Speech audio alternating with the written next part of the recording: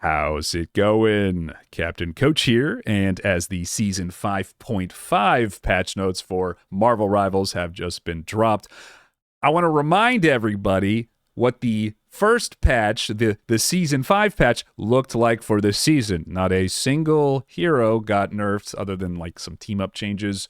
All buffs. And lo and behold, the game is in the most imbalanced state it's ever been in. Leave a comment if you disagree. So what I'm looking for in this balance patch update is changes to the strong heroes to put them in line more with everything else, and maybe a bit of a bump to some of the weaker ones. I'm looking at Black Panther. I'm looking at my beloved Hulk. And I like to give these little takes on the meta before the video starts so that my discontent or my approval of the patch itself maybe has a bit more context. I also look at the changes to the game. I look at these patch notes. I'll glaze them before I actually do videos, which I think is something unique among people who do these patch notes videos, because I really want to give you a thought out response and what it's going to mean for the meta. So with that being said, welcome. Let's dive right in. Okay, we got Emma Frost on the list. So Emma Frost is a character that, while I think she's still very strong, it is currently just, I wouldn't even say outclassed by other tanks, but other tanks are just kind of more, they're just more useful and do more.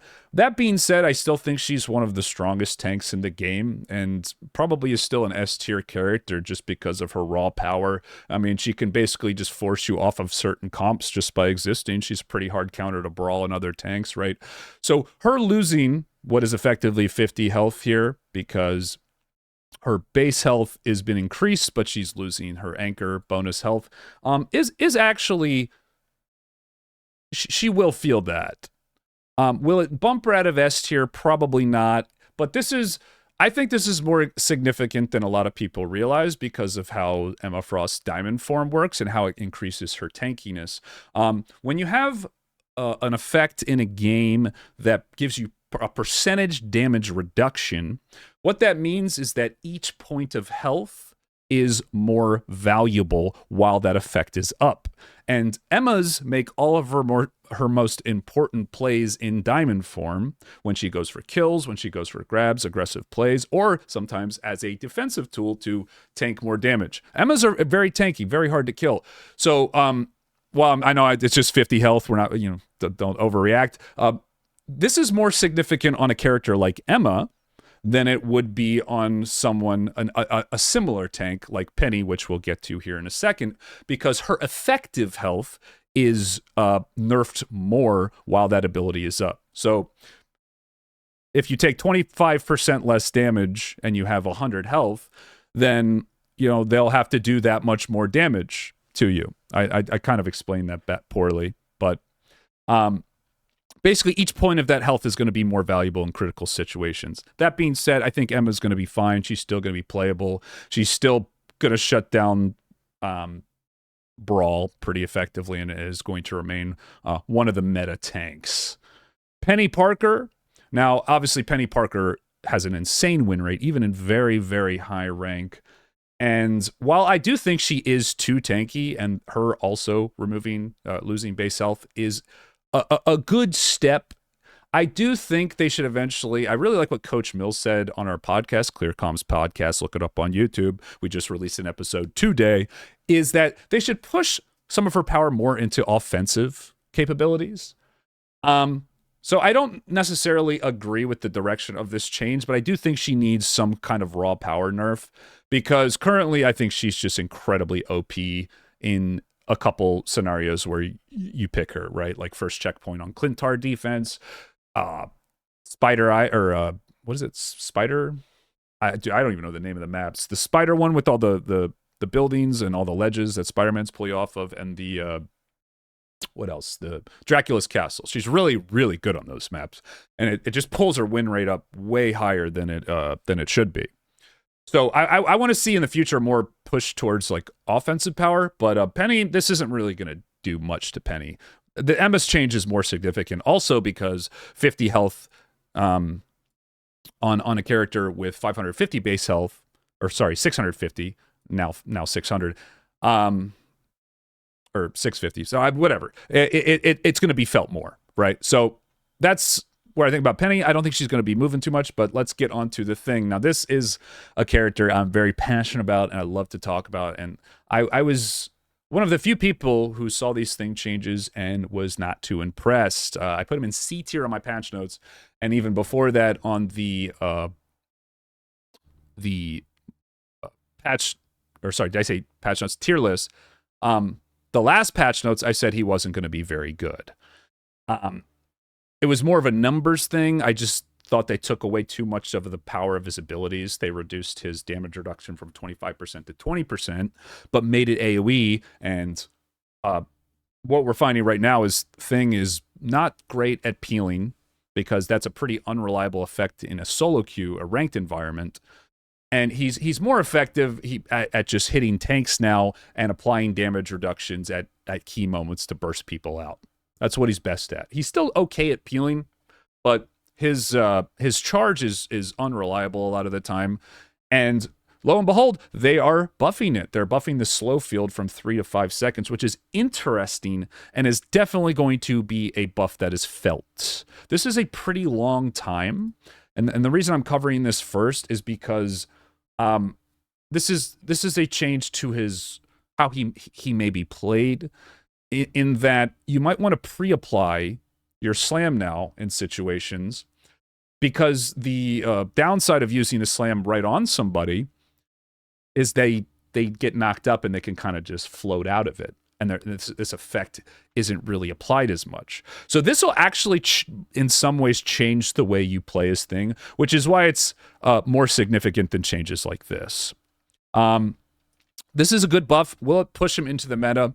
Unfortunately, I don't think this alone will, but the damage increase to the Haymaker, this will be felt. Now, the shield you get, you won't notice a change at all when you are hitting tanks, because one hit is enough to get the full charge. You're going to be doing over 100 damage, but it will be felt in some potential multi-target scenarios. You will be a little tankier because of the bonus damage, and then the bonus damage itself isn't really that much, but it will be felt as well. Thing might be a character that just, he hits a certain breakpoint and becomes OP.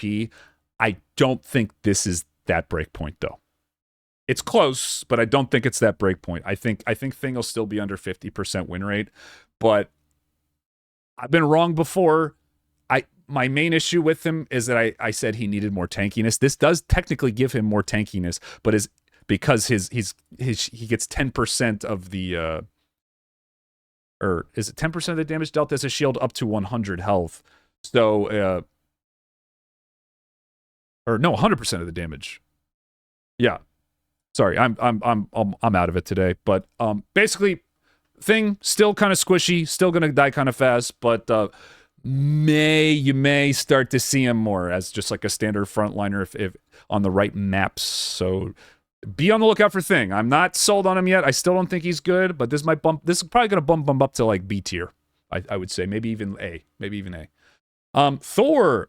So Coach Mills, I actually talked to about this. Coach Mills, one of the best Thor players that I know, and he said that this is not going to be a significant change. And what it is basically you can change the direction of your swing now. When you pull yourself, your dash ability, your mobility, now you can kind of move in any direction. And I thought this would be a pretty good change for Thor, because his kidnaps would get a lot better. And I'm not saying maybe he'd get pushed more towards that playstyle, but he'd be even more annoying for tanks. And in the hands of like really, really good Thors, I thought that he'd have some cool outplay potential. Like you could probably swing and knock people up. I thought there were a lot of applications for this that, but Coach Mills was telling me he didn't think this was going to be a good change. So I think this could potentially be significant, but would it push him into the meta Thor, who's not a meta character right now? Probably not, but I don't know, man. I never underestimate good players and what they come up with certain things. There might be some tech that we just don't think of. Maybe like Thor Penny or something. It could be a cool combo where you pull people into traps. I don't really know, but I think this is a pretty cool change either way because it increases the skill ceiling of the character. So even though I'm not the biggest fan of Thor, I think this is a cool change for him.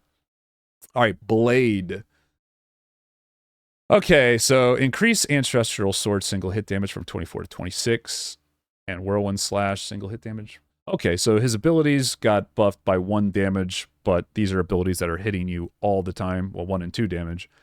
And then Bloodline Awakened, reduce healing, reduce. Okay, so the reduce healing he gets when he's in his lifesteal stance is not as bad. Blade might just be turning into like the character everybody thought Blade was on launch, which is just you sit in melee form and face tank people with like healing reduce effects.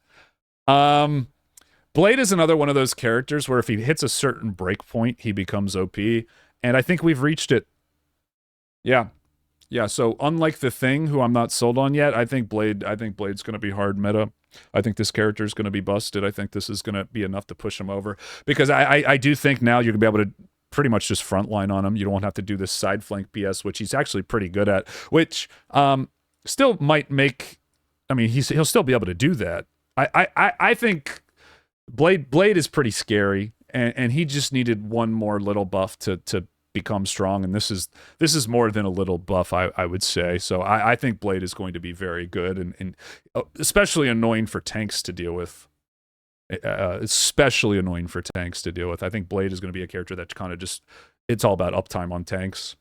I think he's good. I might actually like take a look at Blade again, because I actually kind of had a little fun playing him when I tried him out. But I did want him to be more of a melee character, and it definitely seems like that's finally the direction they're pushing him in. Daredevil loses 25 health.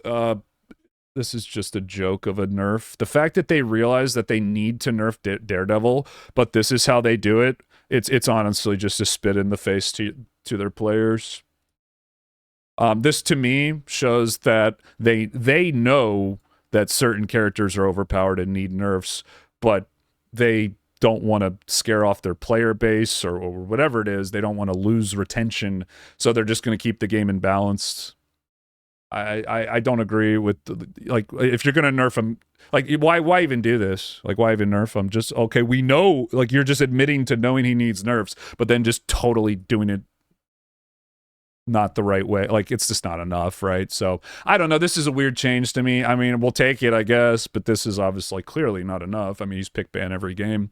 25 health isn't going to make Daredevil lose many more games, I'll tell you that much. Maybe 1 out of 100, 1 of 1,000 maybe. Okay, his win rate goes down 0.1%, congratulations. It's probably going to go up just because he's going to get picked less, and because people will see this as like a placebo nerf. So pretty strong opinions about little micro changes like this. I'd rather just see bigger changes and like get it right, take more time and get it right. This is stupid.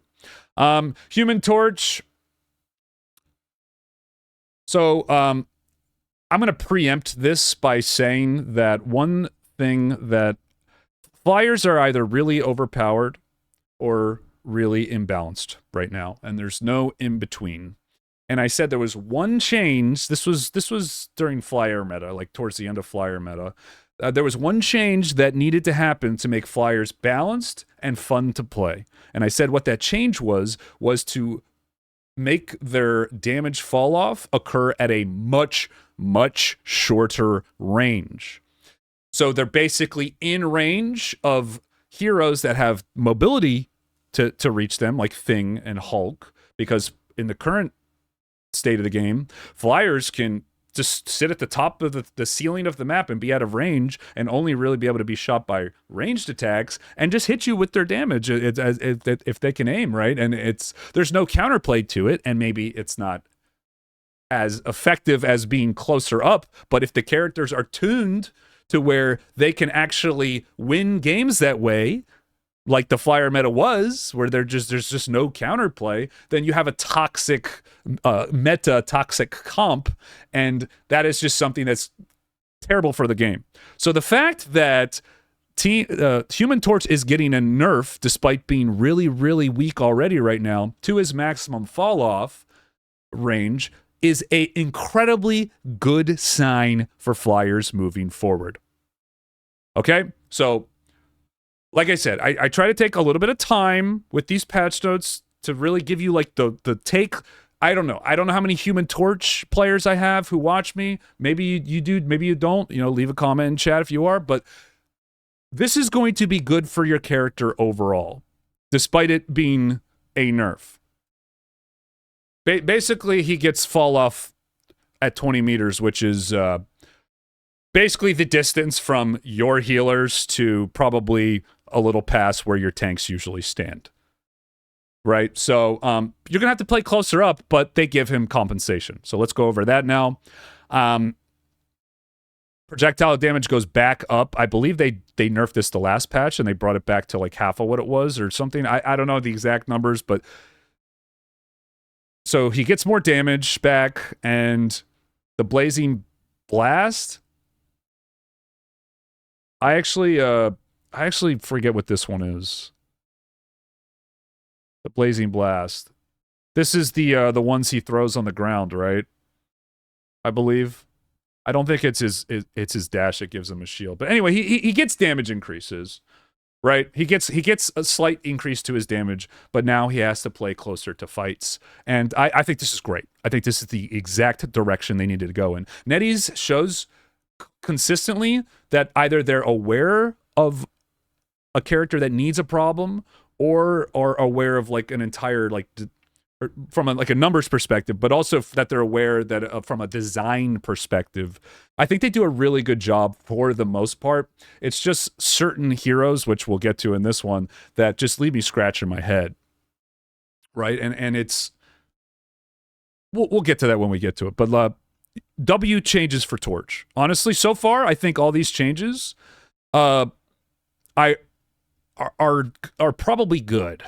Other than I'm the Blade one I'm a little scared of, but like these are all like pretty good changes so far.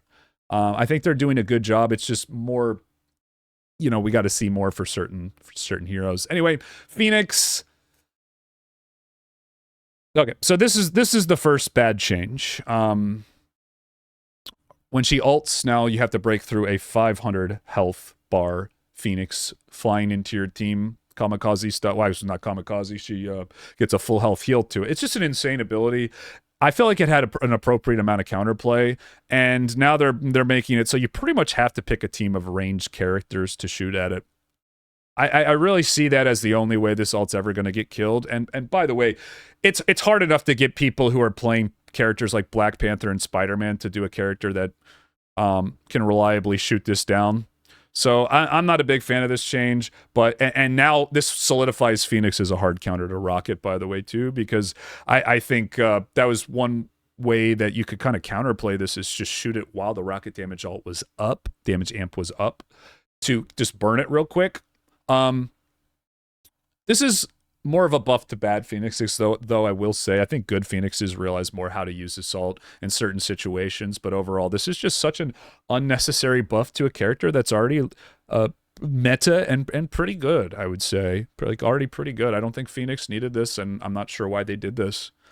That being said, I don't think it's the end of the world. It's just going to make her ability more reliable. I'm not freaking out about it or anything, but I just don't think she needed this at all. I thought it was perfect the way it was. If you disagree with that, though, I'd be happy to hear a counter argument for it. Psylocke. So Psylocke's ult, she gets it slower now. This is a really good nerf. I still think they should just nerf the ult, but I see what they're going for with it now. They kind of want it to be this thing where it's just, you kind of have to use a cooldown for it or be very, very locked in with like staying alive. And I don't know. I think they should have just reverted the changes, but I mean, I'll take this as well if this is the direction they want to go with it. Not a big fan of this. Psylocke's still going to be OP, still going to be meta. And by the way, she gets a team up, so this nerf to her ult is pretty much negated by the fact that she gets a team up, and she'll probably be either better or the same as she is now. This is not really a nerf. Scarlet, which is bad, by the way, because she's like hard meta right now. Hard carries games. Scarlet Witch, Wanda's chaos magic is more explosive. Increase the charge to, I'm not even trying to say that. Burst by chaos control hits from 0.08 to 0.1. Okay, so her ranged damage ability that she shoots out, she gets back quicker now, I believe, when she's doing the chaos control thing. The little, I think it's the suck. I might be wrong. I don't really play this character. I don't really know anyone who does, other than my dumbass duo partner. Dark projectile speed. I know that one. That's the stun. So that Dark Seal will go quicker, and it just applies immediately, I guess. Spellfield generation delay. Okay, so this is going to be a lot easier to land. And now her ult pulls people in more quickly. Yeah, I don't know if this is going to be enough to really do much for her, but if you are going to buff her, and making her damage more reliable is probably a good way to do it. Because, you know, you get your ult charge quicker, and now your ult's better. Then, you know, who knows, maybe all of a sudden now with, like, the comboing with the stun, she can stun people and ult. Like, you know, I don't know. Maybe all these synergized together is enough to actually make her good. I'm not sure. But I don't think it will be. But she might start to move up a little bit, though. Just because of this one in particular, I think. I think you could start to see maybe her being played a little bit. I don't know, though. I don't really see it happening, but maybe this is a better change than I think. You know, who knows? I'll be on the lookout for Scarlet Witch, but I think the fact that all these other DPS are kind of getting buffed is just like, you know, I don't know if she'll be able to compete. The Punisher. Increase adjudication damage per hit from 19 to 20. Yeah, this isn't the right way to buff Punisher. I mean, it's a pretty small buff, but he has a pretty low win rate, but that's just because he gets picked in a lot of situations where other characters are just a little better. And this is just going to make him better into the stuff he's like already good into, which is like high uptime on brawl tanks and stuff like that, who he just like melts if they walk out in the open. So I don't know. I think they could have maybe made Punisher like maybe a tiny bit more mobile. I thought would have been like cool for him, or maybe just like a little, maybe not more mobile is the right word, but more like quick, like his turret, maybe it could apply quicker, and you get like the option to cancel it, and it'll maybe give some of the cooldown back. I think would be a cool change for Punisher. You know, some quality of life stuff, little things that might help him stay alive better. So I don't agree with this change, but I mean, I get that they're trying to get his win rate up. This is a character I play. I kind of like to play, so I mean, you know, I'll use it. I think this is just going to make him even more oppressive in the games that he's really good into, and not really going to help him in the games that he needs help in. So I don't think this is going to do too much. It's obviously going to increase his win rate, but probably not too much. Wolverine. Just got a whole lot more freedom to leap, slash, and surprise his foes from every angle. His ultimate can now target walls for its landing point. Interesting. I'd have to talk to Wolf players to know how significant this is. I don't see Wolves messing up their ultimates too much because of walls. I have seen it happen, though. And this, I mean, I don't think this is going to make him OP or anything, but this has to. I mean, there's probably some pretty cool outplays you can do now with this. So I'd imagine this is like a decent buff to him. I feel like this is a pretty good change for him. I mean, Wolverine's already kind of creeping into the meta. This is definitely going to help with that. Gambit, onto the strategist now. Okay, so his ult just comes a little slower. I mean, obviously this isn't enough, but we've already known NetEase's stance when it comes to buffing and nerfing heroes. So just the fact that we got a nerf at all for Gambit, honestly, I'm ecstatic. So, I mean, I would have liked to see this go up to maybe 5,000. I think that would be an appropriate nerf, but hey, at least it's something. You know, we just got to accept that we live in a world where the supports in this game are just going to be the best heroes, I think, at this point. But okay, Invisible Woman, the second best support in the game, also got her ultimate charged nerfed a little bit. So yeah, I mean, again, this isn't going to really make a huge difference in most games, but I mean, yeah, they're going to still be annoying to play against and way too good, but at least it's something. Loki, I mean, I'm just tired of complaining about it at this point. You just got to accept it for what it is. Like, this is just kind of how the game is going to be. I'm never not going to make mention of it, though, just to remind everybody that we live in a world, right, where this is how the game is. I will, but at a certain point, you just get tired of complaining about it. The game is not balanced for each individual player. It's balanced based off of what you pick to play. And if you pick a certain role or character, you're going to have an easier time climbing ranks. That's just how it is. That's just how the game is. There are difficulty modes to ranked, and if you want an easier one, then pick support. Yeah. I'm not saying support's easy. Support has probably the highest skill ceiling out of all the roles, but it is easily the most impactful role in any given game, and I don't think anyone can really challenge or debate that. Again, leave a comment if you disagree. But that being said, this is the world we live in, with supports are just kind of like, the best characters. So these are probably the types of nerfs we're going to see. I do think it's a good nerf, though. Like, whatever. Their ults are OP, nerf their ults. Sure, why not? Loki. Okay, so they nerfed his doppelgangers from doing the same amount of damage to him to 80% last patch. Now they're bringing it back up to 90. A lot of people don't know this, but like Loki's kind of hard meta right now. Yeah, a lot of people don't know that. I don't think he needs buffs. He's already getting picked a lot in high rank with Gambit, super broken comp, and also Rocket. I called it. Like I said, I called it. I said when they nerfed Loki, if they keep buffing support ults, then he's going to still be good. Loki is always going to be good in a world where there's broken ults in the game, and like the nerfs to the ult charge instead of the nerfs to the ults, Loki's secretly in a corner just like, yes. Okay, so I mean, I'm gonna toot my own horn a little bit. I kind of called it. I kind of called it with Loki too. So I don't think he needs this. I mean, just straight up, I don't think he needs it. But whatever. Luna Snow. Okay, so I actually know these changes, so you're not going to get a genuine reaction out of me, but I think these changes are absolutely ridiculous and put Luna way, way, way over the top. And NetEase even knows it. She's never beating the allegations, is she? That's just a crazy thing to say. That's just a crazy thing to say. Like they know what they're doing, and they're just like, yeah, we're just gonna do it anyway. That being said, okay, her absolute zero, I think that's her freeze. Just it goes off quicker. It's gonna be easier to land, so she becomes easier to play in her main defensive ability. Which Luna's, by the way, complained about that.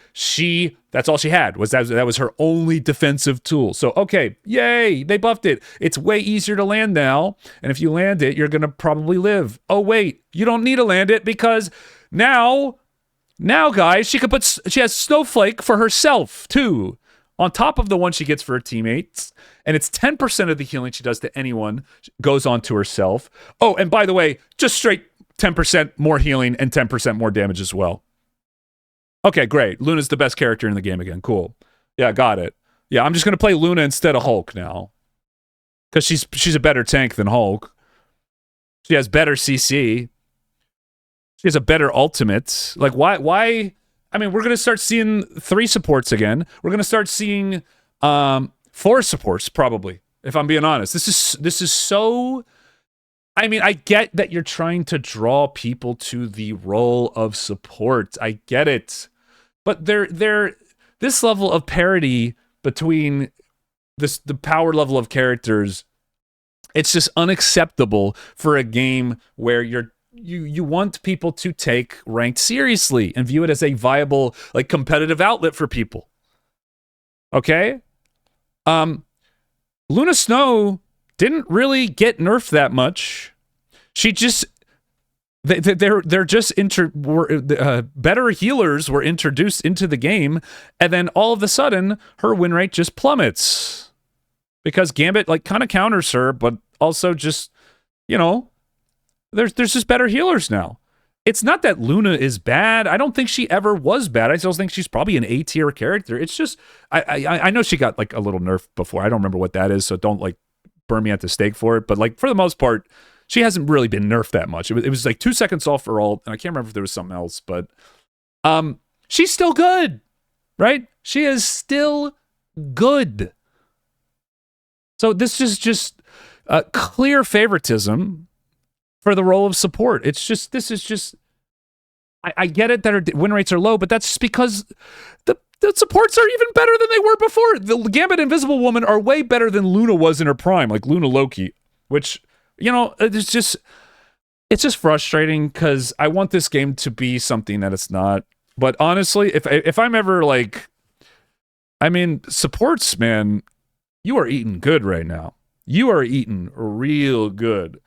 I don't think there's ever going to be another support strike, and if there is, I will be the first to step in and stomp that shit out, because this is just, it's just too much. It's just too much. Luna is going to be able to patty cake with a tank now. She won't even need another healer. She'll be able to just heal herself off healing her tank, because the temper, and she's going to get her ult quicker from. She's gonna be insane. You could be able to backline this. You could be able to do such crazy shit on her that it's like, why would you play a DPS too? Like 10%, like it's just too much. Sorry, I'm ranting. Rocket's ult takes a little more juice. Yeah, this is good. Rocket ult is just, it's again, support ult's just way too good. Ultron's battlefield coverage and utility are evolving. So now Ultron has 2 drones, which is obviously like an insane buff. But I don't think it's going to make him OP by just that. Imperative Firewall now requires a target with Imperative Patch to use, which is his drone. After use, Ultron gains 65 bonus health. The target and all nearby allies get 50 bonus health, plus the selected ally gains 20% movement speed and 10% damage boost. Okay, so I don't know how much of this bonus health is different from the original numbers. I don't know if it's changed at all, so I believe it's the same amount. But this is new, I think. Right here. This is really nice. I really like this change. I don't like it from an aesthetic standpoint. I don't think it really thematically matches Ultron, but I like what this... Because currently, Jeff and Mantis are the only real healers with speed boosts. And I think speed boosts as a mechanic are ones that benefit melee characters much more than range characters. And I think melee characters in the game right now are unfortunately a little weak, on the weak side, at least in like the higher ranks for PC, right? So I think this is a cool little buff.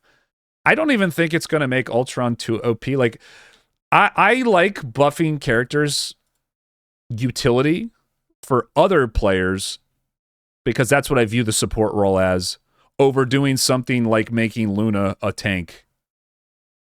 Right? Now, will Ultrons enjoy this? Who knows, man. I'm sure a lot of people who probably wanted to play Ultron probably don't see this as the vision their character could have been. But I think for the game and Ultron's playability, I do think this is good for the game. And the nerf, this nerf to Ultron's ultimate, unlike Rocket and Invis, actually is like, his ultimate you'll probably get quicker now because he has 2 drones. So this is, don't be fooled by this. This isn't really like a nerf when you consider these things as well. Ultron's going to be meta again, I think, especially in the higher ranks, though. The higher ranks for sure. Because I think now he'll probably drone a healer and maybe drone a tank or DPS and then just sit on his other healer. And that'll be like how he patty cakes now. And when he uses his shield, it'll now hit his front line and back line. So Ultron, I think Ultron will be interesting. I don't think he'll be OP though. I think he'll be strong though. I definitely think he'll be meta again. Okay, so team ups. Let's get through these real quick. Emma gets a new iced out diamond ability through her team up with Luna. Oh boy, wait. So. I actually did not see this. I don't know what this is. So the 50 health Emma's losing, is this just going to be negated by this like buff of an ability? Like, I don't even know what this is. Is this good? Like, I don't know. It seems like it. Gambit And Rogue. Hart says one ability through a team up with Gambit. Someone can tell me what that is. We'll probably find out in a day or two. Mental projection. Team up. Okay, yeah, so she loses. Yeah, she loses the Psylocke one. And Cloak and Dagger. Psylocke gets the darts. Yeah, the heal, whatever damage. It'll probably be some kind of damage amp and heal or whatever. Okay, and then last but not least. Yeah, we already saw this. Okay, well, there you go, guys. Pretty long-winded patch notes, but you know me. I like to give my takes and really dig into the details and talk about how these changes will affect certain characters, because not only do I think it's like cool to give my reasoning and hear your guys' opinions on like how heroes are changed, but you know, it kind of gives you maybe like a little push in the direction of like what to expect and kind of prepare you for day one of the patch, day two, you know, the first couple days. Those are the most important. So, I want this to be a place where you guys can come to and be like, okay, coach's video, let's see what's meta here and what maybe I'm going to abuse something that like a lot of people are saying is not good, but coach says is good, you know. So I want this to be a place for that and for those kind of discussions to take place. So after you Hulk smash that like button and subscribe button, don't forget to leave a comment. As always, guys, appreciate you watching the video. Been streaming a little less lately, but I will say the Rogue announcement has got me kind of excited. So even though Hulk... Oh, one last thing I wanted to say was we need no BP buffs, terrible. No Black Panther buffs, terrible. Like there's some characters that are completely left in the dark here and are struggling right now. So I wanted to throw this in at the end just to let people know. And also, I need to give my patch grade. I think this patch grade is a solid... B. A solid B. It's pretty good. It's one of the better patches they've had. I just can't give it an A because of Luna. I just can't. So, good patch. But leave your comments. Let me know what you think. And what I get right, what I get wrong. And I'll see you in the next one.